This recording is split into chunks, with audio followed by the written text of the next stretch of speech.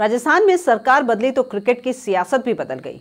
हाल ही में कुछ ऐसा ही हुआ है। पूर्व मुख्यमंत्री अशोक गहलोत के बेटे और राजस्थान क्रिकेट संघ के अध्यक्ष वैभव गहलोत ने अपने पद से इस्तीफा दे दिया है। दरअसल वैभव के खिलाफ अविश्वास प्रस्ताव लाने की तैयारी थी। ऐसे में जबरन उन्हें पद से हटाया जाता, उससे पहले ही वैभव ने सम्मानजनक ढंग से आरसीए के अध्यक्ष पद से विदाई लेना ही मुनासिब समझा। कभी राजस्थान क्रिकेट संघ की सियासत में धमाकेदार एंट्री करने वाले वैभव गहलोत कुछ इस ढंग से आरसीए के अध्यक्ष पद से रुखसत होंगे, ये किसी ने सोचा नहीं था। दरअसल बदले समीकरणों के बाद वैभव गहलोत के खिलाफ अविश्वास प्रस्ताव लाने की तैयारी की जा रही थी। माना जा रहा था कि करीब 25 से ज्यादा जिला संघ 3/4 बहुमत के साथ अविश्वास प्रस्ताव लाने जा रहे थे, जिसके बाद वैभव गहलोत ने सोशल मीडिया पर अपने इस्तीफे का ऐलान करना ही मुनासिब समझा।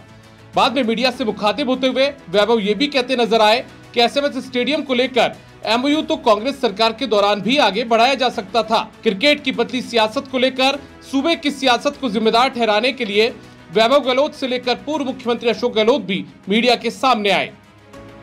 मैंने अभी जैसा पहले भी आपको कहा कि जिस तरीके से 3 दिन पहले भी जब वो कार्रवाई हो रही थी स्पोर्ट्स काउंसिल की तरफ से, मैं कह रहा था कि खेल के अंदर राजनीति नहीं होनी चाहिए, मगर ये दुर्भाग्य है कि खेल के अंदर राजनीति की गई और सरकारें बदलती रहती हैं, आती रहती हैं, जाती रहती है, मगर राजस्थान में क्रिकेट के खिलाड़ियों के लिए और खेल के लिए एक अच्छी भावना के साथ मुझे उम्मीद थी कि सरकार रखेगी हमारे इन सब जो काम भी हमने शानदार किए हैं।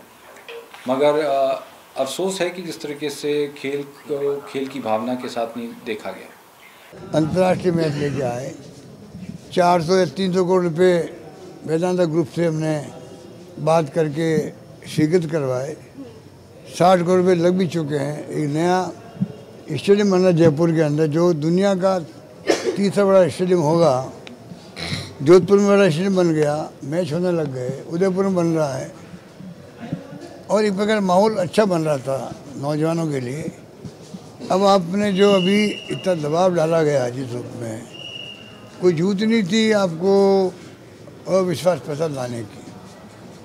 आप खुद ही अपनी भावना व्यक्त कर देते कि भाई हम चाहते हैं कि आप इस्तीफा दे दीजिए क्योंकि हमारा विश्वास नहीं है। इस्तीफा हो जाता। फिर जो राजनीति चल रही है ना कि सरकार बदल गई तो अब नया अध्यक्ष कौन बन जाए, कैसे हम कब्जा करें, ये कब्जे वाली बातें हैं। और कब्जा करना चाहते हैं, उनके दिलो दिमाग के अंदर क्रिकेट के प्रति कोई भावना नहीं है। होती तो प्रॉपर तरीके से वो सब कार्रवाई होती। क्रिकेट की सियासत में हुई उठापटक पर पिता से लेकर पुत्र तक सामने आए तो सूबे के खेल मंत्री राज्यवर्धन सिंह राठौड़ ने भी पलटवार किया। आरसीए की ऑडिट रिपोर्ट से लेकर बिजली का बिल न चुकाने और पूर्ववर्ती गहलोत सरकार के राज में टी शर्ट और निकर खरीदी पर भी हमला बोला। उन्होंने ये भी कहा कि आईपीएल मैच का आयोजन अब सरकार करवाएगी। तो वहीं कई जिला संघों के सचिव भी सामने आए और वैभव पर जमकर हमला बोला।